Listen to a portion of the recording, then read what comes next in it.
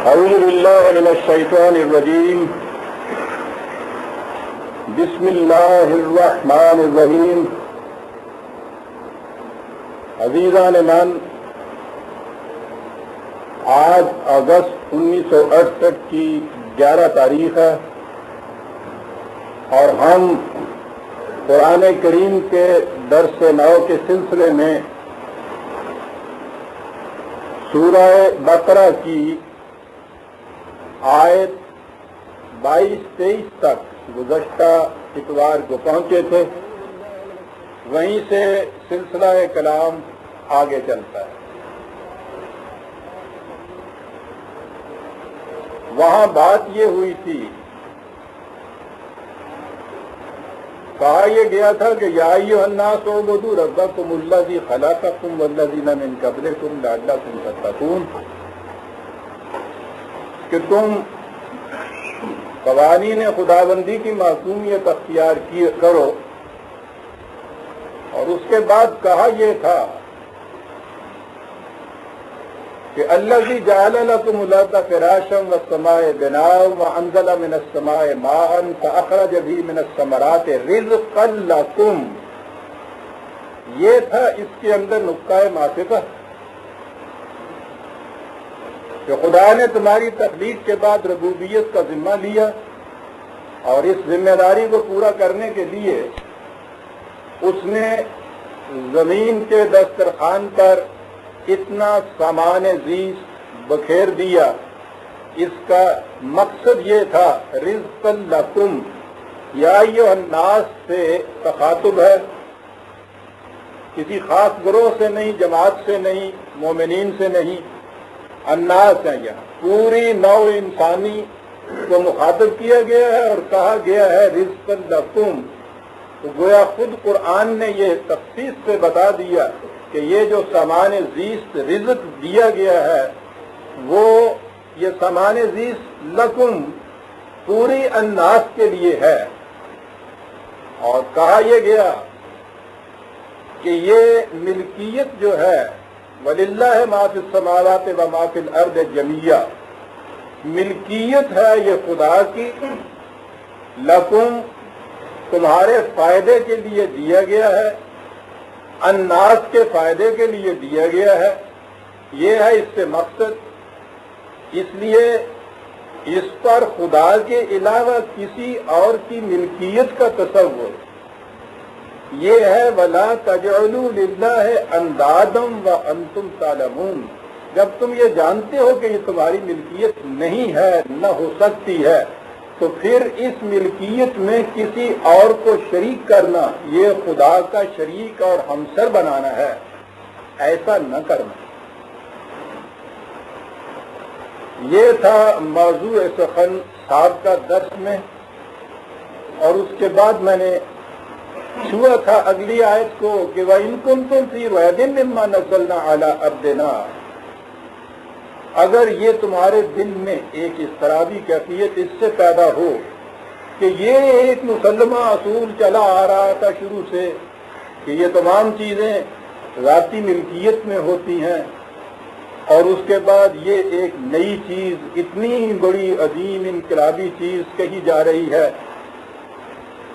تو اس کے متعلق دعویٰ یہ ہے کہ میں نہیں کہہ رہا، یہ وہ خدا کہہ رہا ہے کہ جس کی ملکیت میں یہ چیز ہے. مالک خود اس کے متعلق یہ کہہ رہا ہے کہ میں اپنی اس ملکیت میں کسی اور کو شریک نہیں کرتا. سوال یہ پیدا ہوتا ہے کہ کیا یہ واقعی مالک کہہ رہا ہے یا یوں ہی یہ انسان از خود اپنی طرف سے یہ ایک نیا قانون دے رہا ہے کہ پہلے قوانین بھی انسانوں کے بنائے ہوئے تھے اور ان قوانین کے اوپر ایک انسان ہی ایک دوسرا قانون دیتا ہے جو ان تمام قوانین کی تردید کر رہا ہے. تو صورت یہ تو نہیں کہی. کہا اگر تمہارے دل میں یہ خیال پیدا ہو تو یہاں سے آگے وہ بات آتی ہے فَأْتُوا بِسُورَةٍ مِّن مِّثْلِهِ. قرآن کا یہ جو دعویٰ ہے کہ پھر تم اس کی مثل بنا کے لاؤ، یہ ایک جگہ نہیں، کئی ایک مقامات پر قرآن نے اس تحدی کو دہرایا ہے. ایک جگہ کہا ہے قرآن کے مقابلے میں دوسرا قرآن لاؤ، 17/88 17/88۔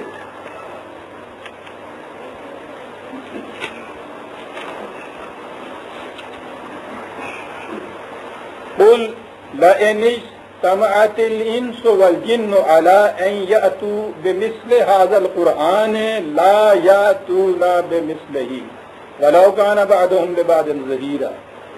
جن و انس تمام کے تمام بھی اگر مل جائیں اور اجتماعی طور پر کوشش کریں ایک دوسرے کی مدد کرتے ہوئے کہ اس قرآن کی مثل کوئی قرآن لے آئیں تو وہ نہیں لا سکیں گے۔ یعنی قرآن نے اتنا ہی نہیں کہا کہ تم لاؤ، بلکہ اس کے ساتھ یہ چیز کہہ دی کہ تم نہیں ایسا کر سکو گے۔ یہاں پورے قرآن کے متعلق ہے، دوسرے مقام میں اور اس کو چیلنج کو یوں کہیے کہ نرما دیا گیا، ذرا سا اس کو اور جھکا دیا گیا اور کہا 11/13 قل فاتوا بعشر صور مثلہ مفترعات، اس کی 10 صورتوں کے برابر کی مثل تم لے آؤ۔ وَدْعُوا مَنِ اسْتَطَعْتُم مِّن دُونِ اللَّهِ إِن كُنتُمْ صَادِقِينَ۔ یہاں بھی پھر وہی چیز کہی کہ ٹھیک ہے، جس کو جی چاہے تم اپنے ساتھ ملا لو۔ دنیا بھر کے مفکرین، واضعین قوانین و دساتیر، ادیب، ریفارمرز، جن کو جی چاہے بلا لیجئے، من دون اللہ، خدا کو نکال کے۔ تو اس کے بعد یہ کہا ہے کہ تم یہ نہیں کر سکو گے۔ یہاں 10 صورتوں کے متعلق کہا، ایک مقام پہ اس کے متعلق کہا ہے کہ تم ایک بات ہی اس جاتی کر کے بتا دو، 52/34 52/34 حل یأتوا بحدیث مثلہ ان کانوا صادقین۔ اور یہ جو ابھی میں نے آج تلاوت کی ہے، اس میں کہا فأتوا بسورۃ من مثلہ، ایک سورت اس کی مثل تم لا کے بتا دو۔ تو گویا قرآن خود ہی دعویٰ جو ہے وہ کرتا ہوا چلا جاتا ہے اور اس کو سمٹاتا بھی ہے۔ تحدی گویا اتنی بڑی ہے کہ اس کی ایک سورت کی مثل بھی تم نہیں لا سکتے۔ یہ قرآن کا چیلنج، قرآن کی تحدی، یہ 1400 سال سے چلی آ رہی ہے، اور یہ بہت بڑی چیز ہے، اس لیے کہ یہ اسی زمانے کے انسانوں کے لیے نہیں، قرآن کریم تو قیامت تک کے لیے تمام انسانوں کے سامنے ہے، اور اس کا جو بھی دعویٰ ہے وہ وقتی نہیں تھا، کسی محدود طبقے کے لیے نہیں تھا، پوری انسانیت کے سامنے تھا، زمان اور مکان کی حدود سے ماورا قیامت تک کے لیے، ہر دور کے انسان کے لیے، ہر ملک کے انسان کے لیے۔ تو گویا بہت بڑا چیلنج ہے، بڑے لمبے زمانے سے چلا آ رہا ہے۔ پہلے میں یہ سورت جو کہا ہے، لغوی اعتبار سے اس کے معنی بلند دیوار کے بھی ہوتے ہیں، محض بلندی کے بھی ہوتے ہیں، اور کسی مکان کی ایک منزل کے بھی ہوتے ہیں۔ تو میں یہ سمجھتا ہوں کہ یہ جو مفہوم ہے کسی مکان کی ایک منزل کا ہونا، یہ زیادہ اقرب ہے، قریب ہے جو کچھ قرآن کہنا چاہتا ہے۔ قرآن زندگی کے مختلف گوشوں، مختلف پہلوؤں کے متعلق رہنمائی دیتا ہے، اور ان تمام گوشوں کو جمع کرنے سے ایز اے ہول، مجموعی طور پر پورے انسان کی زندگی کے اوپر یہ حاوی ہو جاتا ہے۔ تو اس کی مثال ایک مکان کی، ایک عمارت کی مثال بڑی واضح اور ٹھوس ہوتی، کنکریٹ ہوتی ہے کہ اس کی مختلف منزلیں ہوتی ہیں، اور پھر وہ مختلف منزلوں سے مل کر ایک عمارت بنتی ہے۔ تو قرآن کریم ایک کلی ضابطہ بنتا ہے، مکمل ہدایت بنتا ہے، لیکن اس کے مختلف شعبے ہیں۔ آئلی زندگی ہے، معاشرتی زندگی ہے، معاشی زندگی ہے، سیاسی زندگی ہے، ایک دائرے کے اندر بسنے والی ایک جماعت کی زندگی ہے، بین الاقوامی ہے، عالمگیر انسانیت کی ہے، اس دنیا کی زندگی ہے، آنے والی دنیا کی زندگی ہے۔ تو گویا آپ دیکھیں گے کہ اس میں یوں کہیے کہ جیسے ایک بڑی عظیم الشان عمارت کی مختلف منازل، مختلف منزلیں ہیں، اس کی مختلف سٹوریز ہیں اس کی۔ تو قرآن نے وہاں تو ایک جگہ تو یہ کہا کہ پورے کے پورے اس عمارت کے مطابق دوسری عمارت بنا دو، لیکن سمٹا کے یہ بھی کہا کہ کسی ایک منزل کے مطابق ہی تم بنا کے دکھا دو۔ یعنی زندگی مین ایز اے ہول، زندگی تمام ہی اس کے متعلق ضابطہ حیات نہ صحیح، زندگی کا کوئی ایک گوشہ، اور جن میں سے متعدد گوشے میں نے ابھی گنائے ہیں، ان میں سے کوئی ایک گوشہ لے لو اور اس کے لیے ہی تم اس کے مطابق کوئی یہ بنا دو۔ یہ چیز کہ قرآن کا یہ جو دعویٰ ہے، جسے یہ قرآن کا معجزہ کہا جاتا ہے، اعجاز کے معنی ہوتے ہیں کہ اگلا شخص عاجز آ جائے ایسا کرنے سے، تو یہ جو دعویٰ ہے کہ تم ایسا بنا نہیں سکتے، اس کا مفہوم کیا ہے؟ یعنی کس اعتبار سے نہیں بنا سکتے؟ اس پہ بڑی لمبی چوڑی بحثیں ہوئی ہیں ہمارے ہاں۔ اس زمانے میں چونکہ عربوں کے ہاں زبان پہ بڑی اہمیت دی جاتی تھی، عرب اپنی زبان کے افصیح اور سب سے زیادہ بلیغ ہونے کے مدعی تھے، اس پہ ان کو بڑا فخر تھا، ناز تھا، غام تھا۔ وہ اپنے آپ کو عرب کہتے تھے۔ عرب کے معنی ہی ہوتے ہیں بڑا فصیح، واضح زبان رکھنے والا، اور باقی ساری دنیا کو وہ عجم کہتے تھے، اور عجم کے تو معنی گونگے کے ہیں۔ تو گویا زبان کے اعتبار سے ان کا دعویٰ یہ تھا کہ منہ میں زبان ہم ہی رکھتے ہیں، باقی ساری دنیا گونگی ہے۔ یہ میں اپنے موضوع سے الگ ہو جاؤں گا اگر یہ کہوں کہ یہ ان کی تحدی، ان کا ادعا محض پندار نفس نہیں تھا، یہ ایک واقعاتی حقیقت تھی جو انہوں نے بیان کی تھی۔ عربی زبان اتنے ہزار سال سے من مجھا کر واقعی ایسی جامع، گہری، وسیع ہو چکی تھی، اور پھر انہوں نے خاص طور پہ اس میں بڑا ہی کمال حاصل کیا ہوا تھا کہ یہ ان کو اس کا حق پہنچتا تھا اگر وہ ایسا دعویٰ کریں۔ تو چونکہ ان کا یہ دعویٰ زبان کے اعتبار سے تھا، اور پھر قرآن تو عربی زبان میں بھی سب سے زیادہ بلیغ اور فصیح کتاب گنی جاتی ہے۔ میں لینگویج کے اعتبار سے میں کہہ رہا ہوں، صرف زبان کے اعتبار سے بھی اس کی کیفیت یہ تھی کہ خود عربوں کے ہاں بھی، یعنی ویسے تو یہ عربی زبان میں نثر کی پہلی کتاب ہے، زبان اتنی تکمیل تک پہنچی ہوئی، یہ عجیب بات اس قوم کی نظر آتی ہے، لیکن تحریر کے اعتبار سے اتنا فقدان کہ یہ قرآن عربی زبان کی نثر کی پہلی کتاب ہے۔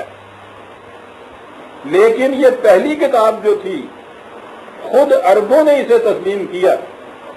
یہ سارے عرب مسلمان ہی تو نہیں تھے، غیر مسلم بھی تو تھے، اور پھر اس 23 سال کے عرصے میں جب یہ تحدی اور چیلنج دیا جا رہا تھا، اس میں تو برابر کے وہیں کے رہنے والے غیر مسلم جو تھے، اسی مکے کے رہنے والے، وہیں عرب کے رہنے والے، ان کو بھی تو یہ تحدی دی جا رہی تھی، ان کو بھی تو یہ چیلنج دیا جا رہا تھا۔ آپ سوچئے، ان لوگوں نے اسلام کی مخالفت میں مخالفین نے جانیں تک دے دی، مسلسل لڑائیاں اور جنگیں رہیں، مسلسل کشمکش پیہم رہی، حرب و ضرب رہی۔ اگر یہ ممکن ہوتا، اور ان کے لیے تو سب سے زیادہ آسان تھا کہ جو زبان کے اتنے مدعی تھے، اگر یہ ممکن ہوتا زبان کے اعتبار سے ہی اس کی مثل لے آنا تو انہیں ضرورت ہی نہیں تھی ان میدانوں میں جاتے، میدان جنگ میں جاتے، جانے دیتے اور ضرب و ضرب میں پہنچتے۔ مسئلہ جو تھا یہ تو ایک محفل کے اندر طے ہو سکتا تھا، تحدی اور چیلنج جو تھا اس کو قبول کر کے ان کی ایک نشست میں اس کا فیصلہ ہو سکتا تھا. تو یہ چیز قابل غور ہے کہ وہ سارے جن کو اتنا دعویٰ تھا اپنی زبان دانی کا، اتنا ناز تھا اپنے فصیح و بلیغ ہونے کا، 23 سال تک اس چیلنج کو سنتے رہے، مخالفت میں اتنا کچھ کیا کہ انہوں نے جانے تک اپنی دے دی، لیکن اس طرف انہوں نے کبھی اس چیلنج کے متعلق یہ بھی نہیں کہا کہ ہاں ہم قبول کرتے ہیں، آؤ ہمارے سامنے. ہو سکتا تھا کہ وہ قبول کر لیتے کوئی محفل اس قسم کی جماعتیں اور اس میں شکست ہو جاتی ان کو، لیکن بہرحال اتنی ہمت کو کرتے کہ مقابلے میں آگے کہتے کہ ہاں ہم بناتے ہیں اس کے لیے. تاریخ اس کی گواہ ہے کہ ایسا بھی نہیں ہوا، اور اس کے بعد تو آج تک 1400 سال میں کسی نے بھی یہ جرت نہیں کی.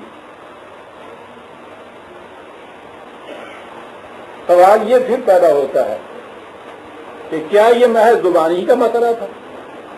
اور ہمارے ہاں بھی جو کچھ اس پہ لکھا گیا ہے، جو کچھ میری نظروں سے گزرا ہے، تو زیادہ زور اسی پہ دیا گیا ہے کہ فصاحت و بلاغت کے اعتبار سے یہ ایسا ہے کہ اس کی مثل نہیں لایا جا سکتا. میں نے جیسا عرض کیا ہے، اس میں کوئی کلام نہیں ہے کہ فصاحت و بلاغت کے اعتبار سے بھی یہ بے مثل و بے نظیر ہے، لیکن اس سوال کا جواب تو خود قرآن نے دے دیا ہے کہ اس دعوے سے اس کا مقصد کیا ہے. اور جب یہ چیز خود قرآن کہہ دے کہ یہ ہے مقصد اس کے بے نظیر بے مثل ہونے کا، تو پھر اس کے بعد تو کوئی اور کسی اور بات کہنے کی گنجائش ہی باقی نہیں رہتی ہے. قرآن نے کہا یہ ہے نا کہ اس سے زیادہ اس کی مثل یا اس سے بہتر کوئی نہیں ہو سکتا. سورہ قصص میں 28 اور 49 28/49 پہلے تورات کا ذکر آیا. وہ تورات جو انبیاء بنی اسرائیل کو ملی تھی، اوریجنل، وہ نہیں کہ جو موجود ہے یا موجود تھی، خدا کی طرف سے دی ہوئی جو کتاب تھی اس کا ذکر آیا. اس کے بعد قرآن کریم کا ذکر آیا، اور اس میں یہ کہا، یہ قرآن نے، میرا پوائنٹ یہ ہے کہ یہ قرآن نے خود واضح کیا کہ قرآن کی اس اعتبار سے بے مثل و بے نظیر ہے. کہا فاتوا بکتاب من عند اللہ ہوگا احداث منہ. رات کو چھوڑ دیجئے، وہ پرانی بات ہو گئی. کہا یہ ہے کہ تم کوئی کتاب ایسی لے آؤ، ایسا ضابطہ ایک قانون جو اس سے احدا، زیادہ ہدایت دینے والا ہو، اس سے بہتر ہدایت دینے والا ہو، اس سے بہتر گائیڈ ہو، اس سے بہتر گائیڈنس اس کے اندر ہو. احدا میں تو خود یہ آپ کو معلوم ہے کہ سپرلیٹو ڈگری کہہ کے بتا دیا اس نے کہ سب سے بہتر ہدایت دینے والا یہ ہے، رہنمائی دینے والا یہ ہے. اس لیے خود قرآن کی اس تصریح کے مطابق یہ جو اس نے تحدی اور چیلنج دیا ہے کہ لاؤ اس کی مثل یا اس سے بہتر، تو اس کے معنی یہ ہے کہ جو انسانیت کی رہنمائی کے لیے اس سے بہتر نہیں، اس جیسی ہی کتاب ہو، لاؤ. پورا ضابطۂ ہدایت نہیں، اس ضابطۂ ہدایت کا کوئی ایک گوشہ لے لو. زندگی کے کسی ایک میدان کے اندر نوع انسانی کے لیے مستقل طور پر زمان و مکان، زمانے کے تقاضوں سے بلند و بالا ہو کر یہ جو جس قسم کی رہنمائی دیتا ہے، اس قسم کی رہنمائی زندگی کے کسی ایک گوشے کے اندر ایسی رہنمائی دینے والا ضابطۂ ہدایت نہیں. تو اب قرآن کو ماننے والوں کے ذمے یہ بات آ جائے گی کہ وہ انسانی زندگی کے مختلف گوشوں کو لیں اور اس میں پھر دنیا کو یہ بتائیں، یہ ثابت کریں کہ قرآن اس بات میں یہ رہنمائی دیتا ہے، تم اپنے نظام ہائے زندگی جو انسانوں نے وضع کیے ہوئے ہیں اور کسی ایک انسان نے نہیں، قرآن نے یہ کہا ہے کہ وَادْعُوا شُهَدَاءَكُم مِّن دُونِ اللَّهِ إِن كُنتُمْ صَادِقِينَ. جاؤ خدا کو چھوڑ کے جتنے بھی اور تم اپنے ساتھ ملا سکتے ہو ان کو ملا کے لے آؤ. حضور نبی اکرم صلی اللہ علیہ وسلم نے اپنے دور میں، اس کے بعد صحابہ کے بعد رضی اللہ تعالیٰ عنہم نے، انہوں نے قرآن کی اس تحدی کو دنیا کے سامنے پیش اس طرح سے کیا تھا کہ زندگی کا ایک ایک گوشہ لے کر اس گوشے میں قرآن کی تعلیم کے مطابق عملی نظام اس قسم کا متشکل کیا کہ اس کے بعد پھر دنیا کو چیلنج دے کے کہا کہ بتاؤ کوئی انسانی ذہن اس قسم کا نظام وضع کر سکتا ہے؟ یہ بات تو الگ ہے کہ اس کے بعد کے انسان یہیں سے یہ نظام لے کر اس نظام کو اپنے ہاں انٹروڈیوس کر دیں یا اس کے مطابق کچھ ترمیم و تنسیق کر کے اپنے یہاں وضع کر لیں۔ سوال یہ ہے کہ جس قسم کا زندگی کا نظام پوری زندگی بتمام ہی مین ایز اے ہول کو لے کر، اور ضمن یہ عرض کر دوں کہ سب سے بڑی جہنمی زندگی جو ہے دنیا میں، سب سے بڑی پریشانیاں، مشکلات و مصائب و نوائب جو آ رہے ہیں انسانیت پہ، وہ اس لیے آ رہے ہیں کہ انسان فریگمنٹری لائف لیڈ کرتا ہے۔ ایک تو وہ ہے کہ جو حیوانی سطح کے اوپر ہے، وہاں سوال ہی نہیں ان کے لیے کہ وہ کس قسم کی زندگی بسر کر رہے ہیں۔ جن کو شعور خیش ہے، سیلف کانشسنس ہے، ان کے ہاں بھی کیفیت یہ ہے کہ وہ جزوی زندگی بسر کرتے ہیں۔ ایک پہلو ان کا نہایت اچھا پہلو، زندگی کے دوسرے گوشوں میں جا کے دیکھیے تاریخ 3 قسم کا پہلو۔ ایک نظام ان کے ہاں کا دیکھیے تو نظر آتا ہے کہ صاحب کیا بات ہے، کہاں تک انہوں نے پہنچا دیا اسے۔ اسی اسٹیٹ کے اندر، اسی سوسائٹی کے اندر انہی کے دوسرے نظام زندگی جو ہے ان کے اوپر جا کے جب غور کیجیے تو سمجھ میں نہیں آتا کہ یہ اتنے بڑے سمجھدار لوگ جو زندگی کے ایک گوشے کے اندر یہ کچھ کر کے دکھا سکتے ہیں، زندگی کا دوسرا گوشہ جو ہے اس کے اندر ان کو کیا ہو گیا۔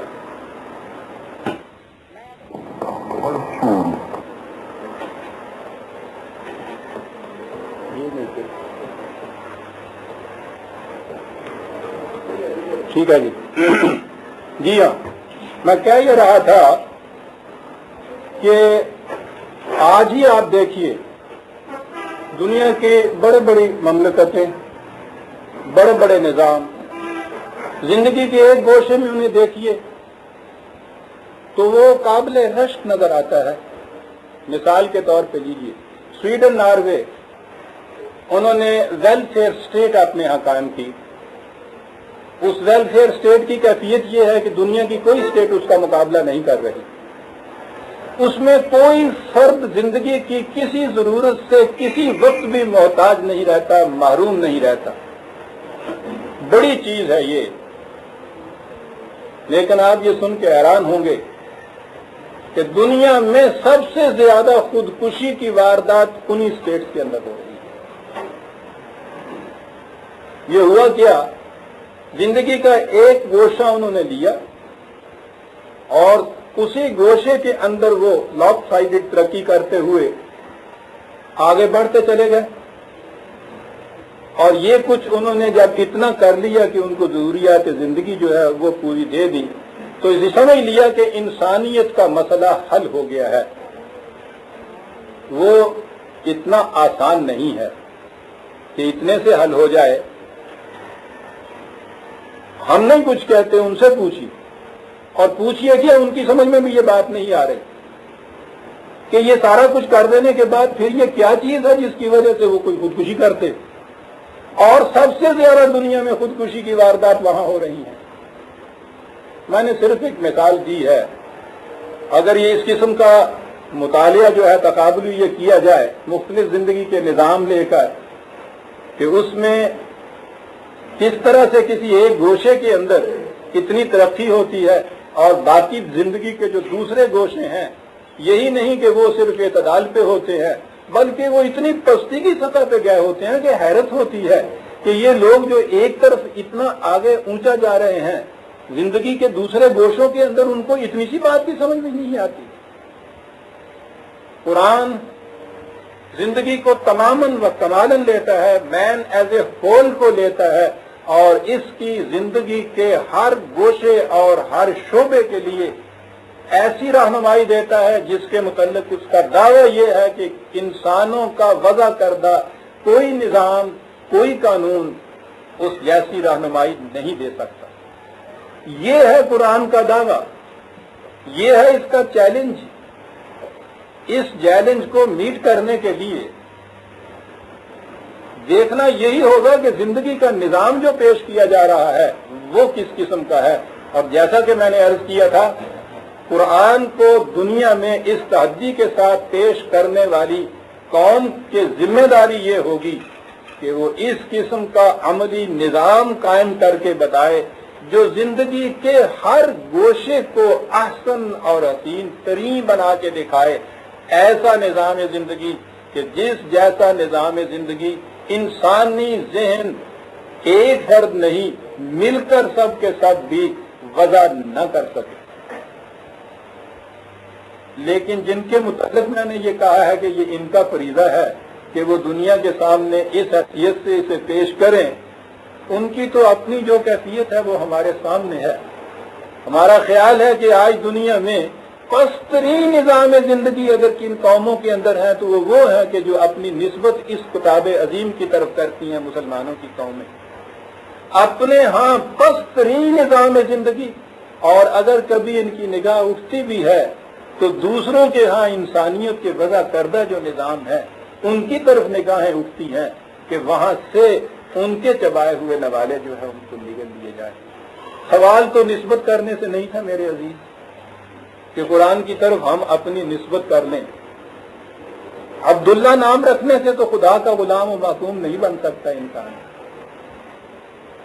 قرآن کی تحدی کے متعلق ہم آج بھی اپنے محراب و منبر سے اور اسٹیجز سے یہی اٹھ کے کہتے ہیں کہ دعویٰ ہے قرآن کریم کا 1400 سال سے چلا آتا ہے کہ اس کے مثل اور نظیر تم پیدا نہیں کر سکتے، اور اس کے بعد ہم بالکل مطمئن ہو جاتے ہیں کہ ہم نے اسلام کی افضلیت اور اس کا احسن ہونا ثابت کر دیا ساری دنیا کے سامنے۔ دنیا ہی نہیں، خود آسمان کے فرشتے بھی ہمارے ان ادعاؤں کے اوپر ہنستے ہیں کہ زندگی کے اپنے نظام کی کیفیت یہ ہے کہ وہ پست ترین درجے کے اوپر ہے، اور دنیا کے سامنے اٹھ کے یہ دعویٰ کر رہے ہیں کہ اس جیسا نظام کو تم بنا کے نہیں بتا سکتے۔ اس کی وجہ یہ ہوئی کہ ہم نے اسلام کو زندگی کے نظام سے یکسر الگ کر دیا۔ قرآن کے متعلق اتنا ہی سمجھ لیا کہ اس کے الفاظ کا یہ اعجاز ہے جس کے متعلق یہ دعویٰ ہے، اور یہ الفاظ نہ تو ہمارے بنائے ہوئے ہیں اور نہ ان کو مینٹین کرنے کے لیے ہمیں کچھ کوشش کرنی پڑتی ہے، وہ تو پہلے سے چلے آ رہے ہیں۔ خدا نے اس کی حفاظت کا ذمہ لیا، اور یہ جو ہے اس کے اوپر ہمیں اتنا فخر اور ناز ہم کر رہے ہیں گویا ہم کو ہی ایسا چیلنج دے رہے ہیں دنیا کو جو دنیا میٹ نہیں کر رہی۔ بڑی قابل فخر بات ہے ساری۔ قرآن نے یہ کہا ہے وَدُعُوا شُهَدَاءَكُم مِّن دُونِ اللَّهِ إِن كُنتُمْ، صداقت کی قرآن نے دلیل یہ ٹھہرائی ہے کہ اس جیسا نظام زندگی تم نہیں پیدا کر سکتے، اس کی مثل نہیں پیدا کر سکتے۔ اور یہ تو عملی چیز تھی، ہمارے ہاں تو عقیدے کے اندر عزیزان من یہ چیز داخل ہے کہ قرآن کو بے مثل، یوں بے مثل کہنے والے بھی مثلہ ماہو پر ایمان رکھتے ہیں۔ آپ کے ہاں یہ عقیدہ ہے کہ قرآن اور مثلہ ماہو، قرآن کے ساتھ قرآن کی مثل غیر قرآنی چیز اور بھی ہے۔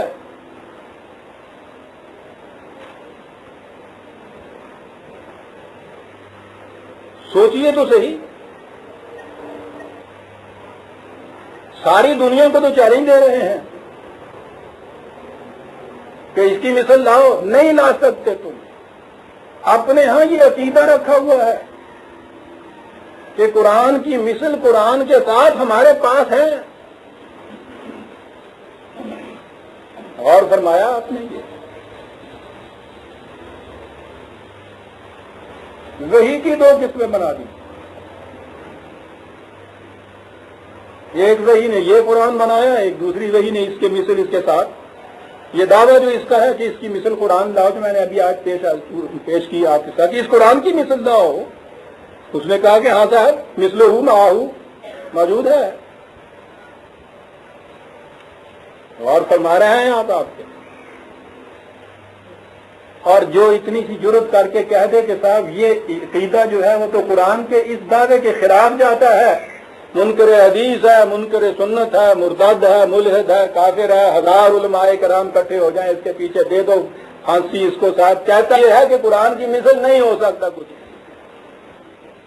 کہا کہ سرکار اکیلے کو نہ پھانسی دیجئے، کہا تو کسی اور نے تھا، میں تو دوہرا رہا ہوں صرف، وہ چونکہ ہاتھ میں نہیں آتا اس لیے پرویز صاحب کو پھانسی دے دو جی. ارے مدعی تو وہ ہے، میں نے تو بات پیش کی ہے. بہرحال کوئی بات نہیں، یہ چیز اگر اس قسم کے دعوے کرنے والے، قرآن کہتا ہے کہ بھائی لن تفعلوا ولن تفعلوا، کیا بات ہے. یہ ہے زبان، عربی جاننے والے جانیں گے کہ یہ لم اور لن جو دو لفظ لے آیا ہے قرآن، بلکہ حرف جو لے آیا ہے، انہوں نے کہاں سے کہاں بہتات پیدا کرتی. تم نہیں بناؤ گے، نہیں بنا سکو گے اس کے مقابلے سے. فاتقوا النار التي وقودها الناس والحجارة اعدت للكافرين، ڈرو پھر اس آگ سے. عام الفاظ کے معنی یہی ہے کہ جس کا ایندھن، عام ترجمہ یہی ہے، انسان اور پتھر ہے، جو تیار کی گئی ہے کافرین کے لیے. کیا بات ہے یہ؟ النار جس کا ایندھن انسان اور پتھر ہیں. یہ چیز بھی ہمارے ہاں ایک مشکل کا باعث بنتی چلی آ رہی ہے کہ ٹھیک ہے انسان تو جھونک دیے اس کے اندر، انہوں نے یہ جرائم کیے، یہ پتھر جو ہیں ان کو اس جہنم کے اندر ڈالنے سے وعدہ کیا. عجیب بات ہے، چونکہ قرآن پہ غور نہیں کیا نا، ایک لفظ آگے بڑھنے سے بات صاف ہو جاتی. وہ کہا ہے عدت للکافرین، کافرین کے لیے، تو پتھر کافر و مومن تو ہوتا ہی نہیں. کہنے لگے نہیں جی وہ جو بت تراش لیتے ہیں نا، یہ اس سے وہ مراد ہے. صاحب ایک اتنا بڑا ٹکڑا لے کے تراشا تو سنگ تراش نے اس کو اس شکل میں پہنا دی، یعنی ایک سنگ تراش نے تراشا تو حجر اسود بنا دیا، اسی چٹان سے دوسرے نے تراشا اور اس نے کرشن کی مورتی بنا دی. تو یہ جو پتھر ہے مورتی بنا ہوا، اس کو جہنم میں پھینک دو اور اس کو جنت کے اعلیٰ مقام کے اندر لے جاؤ. ان پتھروں کا کیا قصور صاحب اس میں، اور اس نے کیا نیکی کی؟ دل بداحت بات نظر آتی تھی کہ وہ عدت للکافرین جو ہے یہ کفر کا نتیجہ ہے، اور جن کے متعلق کہا ہے بہرحال ان کے اوپر کفر کا اطلاق ہوگا. تو اطلاق تو کفر کا قرآن کہتا ہے من شاء فلیؤمن و من شاء فلیکفر، جس کا جی چاہے اپنے اختیار و ارادے سے اس سے اقرار کرے، اور جس کا جی چاہے اختیار و ارادے سے اس کا انکار کرے. تو جو بھی یہاں ہیں وہ اختیار ارادے والے ہونے چاہیے، پتھر تو ہو ہی نہیں سکتا. پتھر نہیں ہے یہ. اگر یہ جہنم کی آگ ہے، عربی زبان کے اعتبار سے الناس عوام کو کہا جاتا ہے. یہ جو ہجر کا لفظ ہے اس کے معنی ہوتا ہے عقل و ہوش، تلاشی، بہت زیادہ ذہین. ذی ہجر قرآن کے اندر خود آیا ہے. یہ قرآن کریم نے آپ دیکھیں گے مختلف مقامات پر جہنم کے اندر دو گروہوں کے مکالمے پیش کیے ہیں، عوام اور ان کے لیڈرز. اور جب ہم آگے آئیں گے تو آپ دیکھیں گے بڑے ہی عبرت انگیز سبق آموز مکالمے. جہنم کے مکالمے کیا، ہمارے ہی اس معاشرے کی باتیں ہیں. وہ تو ہمارا فریب نفس ہے جو ہم انتظار میں بیٹھے ہوئے ہیں کہ جہنم اس کے بعد کہیں جا کے وہاں آئے گا. وہ تو آئے گا، آج کا جہنم ہماری نظروں سے اوجھل ہے. وہ مکالمے ایسے عجیب ہیں کہ جب تباہیاں آتی ہے قوم کی تو کس طرح سے عوام اور لیڈر ایک دوسرے کو کس طرح سے متون کرتے ہیں. آج بھی یہ چیز ہو رہا ہے کہ صاحب یہ لیڈر اتنے خراب ہیں کہ صاحب جیسا دودھ ہوتا ہے ویسی بلائی آتی ہے نا. تو چل بھائی ایک محاورہ بول دیا اور یہ سمجھ لیا مسئلہ آتا ہے، ہو گیا کہ اس قوم کے لیڈر ایسے ہوا کرتے ہیں. صاحب عوام کی یہ کیفیت کے ساتھ جب بڑے بڑوں میں یہ خرابیاں پیدا ہو جائیں گی تو وہ خرابیاں نیچے بھی آئیں گی باہر. یعنی عوام اپنے آپ کو معذور قرار دے رہے ہیں، خواص اپنے آپ کو معذور قرار دے رہے ہیں. قرآن میں یہی مکالمے رکھے ہوئے ہیں. عوام انہیں متون قرار دیتے ہیں کہ ہمیں انہوں نے تباہ کیا. وہ یہ چیز کہتے ہیں کہ صاحب ہم کون سا تمہیں کوئی مجبور کر رہے تھے. وہ یہ کہہ رہے ہیں کہ صاحب دن رات تم اس قسم کی سازشیں کیا کرتے تھے, مکر و فریب بنایا کرتے تھے, پلان اس قسم کے کیا کرتے تھے, ہمارے بس میں نہیں تھا کہ ہم ان سے نکل جاتے. اور وہاں جو پھر عدالت میں یہ دونوں پیش ہوتے ہیں وہ ایک دوسرے سے کہتے ہیں کہ صاحب ان کو دوہرا عذاب دیجیے, تو وہاں سے جو فیصلہ ہوتا ہے عزیزان من, اس میں سے تو ہم بھی چھوٹ نہیں سکتے. وہ کہتا ہے کہ ہاں دوہرا عذاب, دونوں کو دوہرا دوہرا عذاب. بڑوں کو اس لیے عذاب کہ تم گمراہ ہوئے, یقیناً تم نے یہ کچھ کیا کہ تمہارے پیچھے چل کر یہ بھی یہ اس طرح سے ہوتے. اور انہیں یہ کہہ کے کہا گیا کہ سوچو تو صحیح, یہ 4-5 مٹھی بھر لوگ, ان کے پاس وہ قوت کون سی تھی جس قوت کی بنا پر یہ سارا کچھ کرتے تھے؟ قوت تو تم تھی اس کے. انہیں تو ان کے سوا کوئی کچھ نہ کہتا تھا, جناب تم نے کیا ہے, حضور تم نے کیا. یہ تھے کیا؟ ان کی قوت کا راز تو تم تھے. اور تم ذرا کھڑے ہو کے اس بات کو سوچ لیتے تو ان کی جرأت کیا تھی؟ تمہیں تو ایک طرف کچھ کہنا رہا, یہ خود اپنے پاؤں پہ کھڑے نہ ہو سکتے. یہ برف کے پودے ذرا سی حرارت لگے تو پگھل کے چلے جائیں. یہ خدا کیوں سجدہ کر دی خدا. یہ وہ خدا نہیں ہے کہ جو دوسروں کے سجدوں کا بنا ہوا خدا, جو محتاج نہیں ہوتا کسی کی عبودیت کا. یہ تو خدا وہ ہیں کہ تم نے ان کے سامنے سجدے کیے, یہ خدا بن گئے. کیوں یکے اندر قیام آئی فناس. ارے تم کھڑے ہو جائے ان کے سامنے, خدائی ختم ہو جاتی ہے ان کی. آج یہ کہہ رہے ہو کہ صاحب انہیں دگنا عذاب دیجیے, ہمیں کچھ نہ کہیے, تمہیں کچھ نہ کہے. عزیزان من خدا بول رہا ہے, وقودها الناس والحجارہ. عوام بھی اور خواص بھی, لیڈرز بھی اور فالوورز بھی, متبعین بھی متبوعین بھی, یہ اس کا ایندھن ہے. پہلے بھی ایک دفعہ یاد پڑتا ہے بات آئی تھی, بڑی دلچسپ انداز میں اقبال جو بات سمجھا گیا ہے. اس نے کہا یہ ہے کہ میں فلک الافلاک پہ گیا سیر کرنے کے لیے ادھر ادھر, جنت دیکھی, حوریں دیکھی, جبریل دیکھے, فرشتے دیکھے. واپس آنے لگا تو خیال آیا کہ یہاں ایک جہنم کے متعلق بھی کچھ سن رکھا ہے, وہ بھی دیکھتے جانا چاہیے. تو وہ اپنے گائیڈ سے کہا کہ بھائی جاتے جاتے ذرا وہ ایک جھلک اس کی بھی. اس نے کہا ہاں آئیے. وہ لے گیا, وہاں جا کے گڑھے کے سرانے کھڑا کیا. وہاں دیکھا میں نے کہ یخ بستا اس کے اندر, سردی ٹھٹر رہے ہیں. میں نے کہا ہم نے تو سنا تھا کہ اس میں اتنے اتنے شعلے ہیں, اتنا گرم ہے, اتنی آگ ہے, تو یہ تو بڑا ٹھنڈا ہے. لیکن ابھی اس میں آدمی تو کوئی نہیں تھے, وہ تو قیامت میں جانے ہیں, لیکن ٹھنڈا اتنا تھا. تو میں نے اس سے پوچھا کہ یہ کیا بات ہے. تو ایک مصرے میں اس نے یہ بات کہی تھی کہ اس نے یہ کہا کہ یہ تو بڑا ٹھنڈا ہے, آنے والے اپنا اپنا ایندھن خود اٹھا کے لاتے.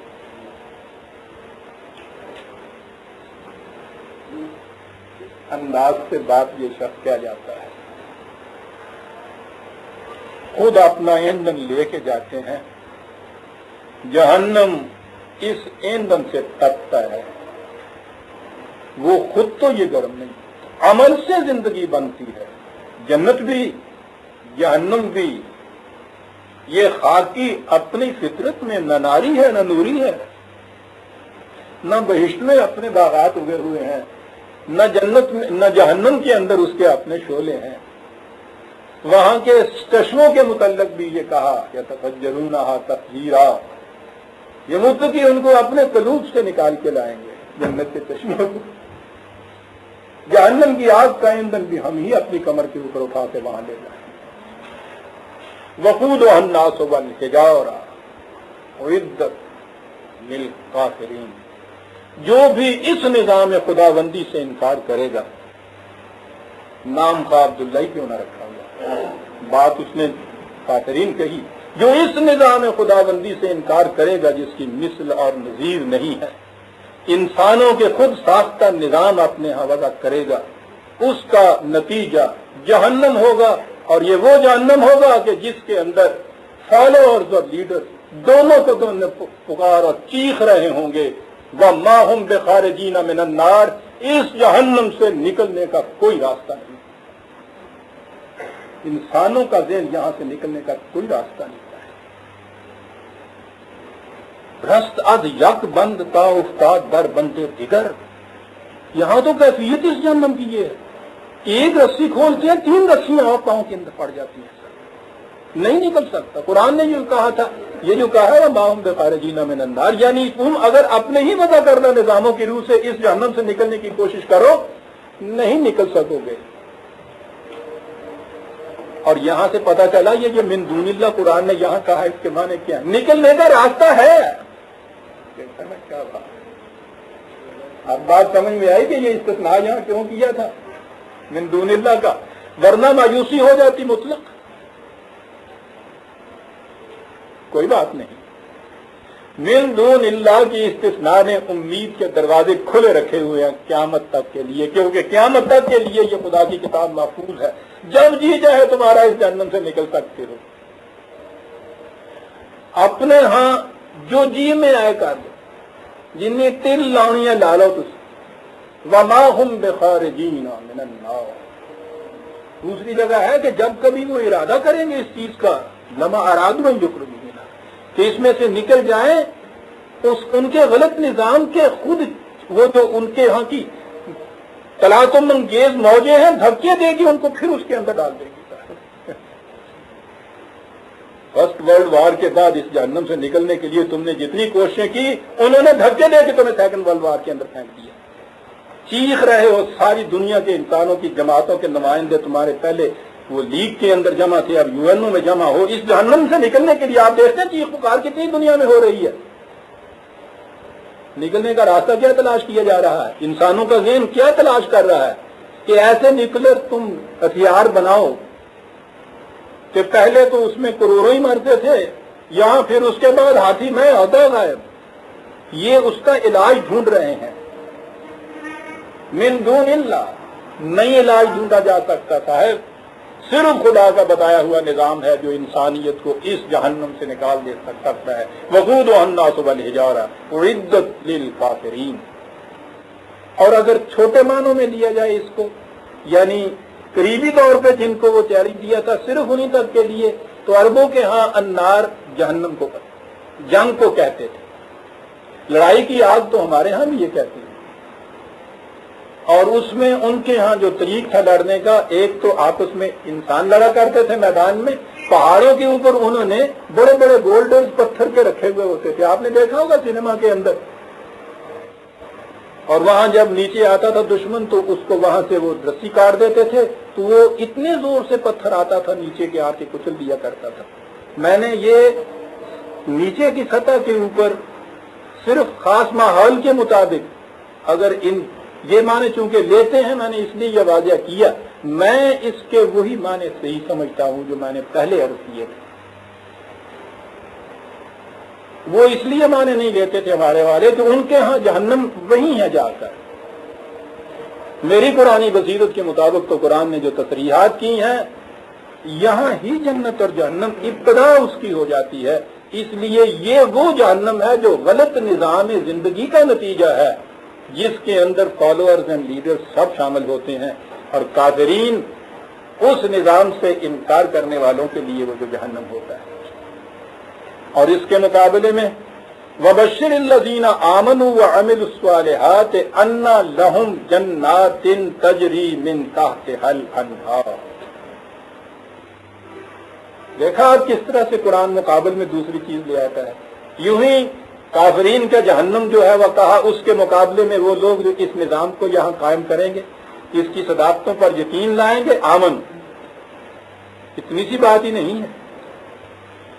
وَعَمِلُوا الصَّالِحَاتِ، اس کے مطابق یہ نظام قائم کریں گے، اس کے لیے یہ کہا کہ أَنَّ لَهُمْ جَنَّاتٍ تَجْرِي مِن تَحْتِهَا الْأَنْهَارُ، جنات۔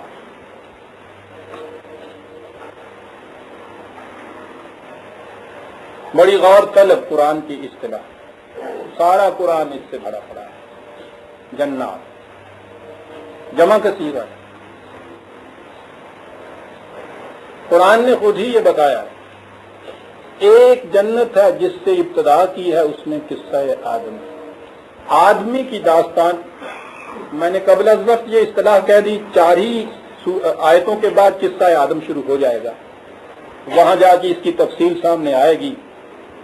آدمی کی داستان کی ابتدا اس نے کی ہے کہ ابتدائی زندگی اس کی جب ابھی اس نے تمدن اور مدنیت کی یہ زندگی شروع نہیں کی تھی، تو کہا ہے کہ یہ جنتی زندگی کے اندر تھا، اور اس جنتی زندگی کے متعلق یہ کہا تھا وَقُلَا رَغَدًا حَيْثُ شِئْتُمَا، جہاں سے جی چاہے کسی کا، جب بھوک لگے سیر ہو کر وہاں سے اس کو رزق مل جائے.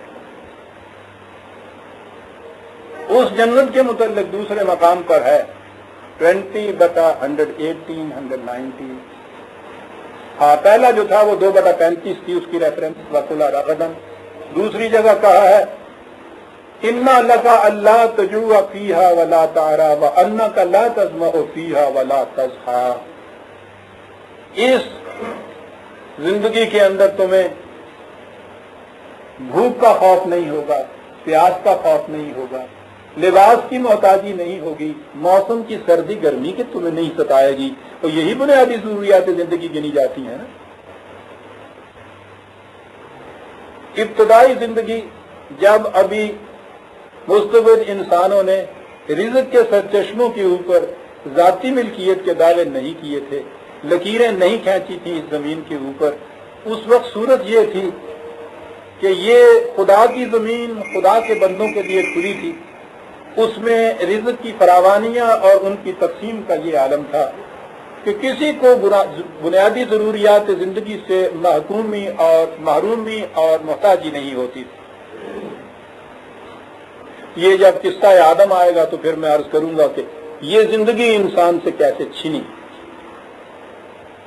بہرحال قرآن نے خود بتایا ہے کہ یہ زندگی یہ اسی ارض کی زندگی ہے، کیونکہ انی جاعل فی الارض خلیفہ تھا نا، اسی ارض کی زندگی ہے. یہ زندگی جو ہے ایک غلط نظام کی وجہ سے چھینی، صحیح نظام جو ہے اس کو لے آئیں گے پھر وہی جنت قائم ہو جائے. یہی کہا ہے نا قرآن نے وہاں کے آدم نے. اس کے بعد جب یہ کہا کہ کیا اب ہمیشہ کے لیے مجھ سے یہ چھین گئی زندگی، کہا کہ نہیں، فَإِمَّا يَأْتِيَنَّكُم مِّنِّي هُدًى فَمَن تَبِعَ هُدَايَ فَلَا خَوْفٌ عَلَيْهِمْ وَلَا هُمْ يَحْزَنُونَ. کوئی بات نہیں، میری طرف سے نظام زندگی تمہیں ملے گا، ہدایتیں ملیں گی، اس کے مطابق جو بھی پھر زندگی کا نقشہ بنا لے گا یہ جنت اس کے لیے مل جائے گی. تو گویا یہ جو فردوس گم گشتہ ہے آدم کا، وہ پھر سے بازیافت ہو سکتا ہے اسی ارض کے اوپر. پہلی جنت یہ ہے، اسی ارض کے اوپر یہ جنت. اور اس کے بعد زندگی چونکہ یہی ختم نہیں ہو جاتی، اس لیے یہاں سے آگے چلتی ہے، اور اس کے بعد کی جو زندگی ہے اس کے اندر جنت. اس اعتبار سے دیکھیے تو بنیادی طور پر 2 ہی جنتیں رہتی ہیں، اس الارض کی جنت اور اس کے بعد اخروی زندگی کی جنت. اور یہی چیز ہے جو قرآن کریم نے بتائی ہے سورہ رحمان 55.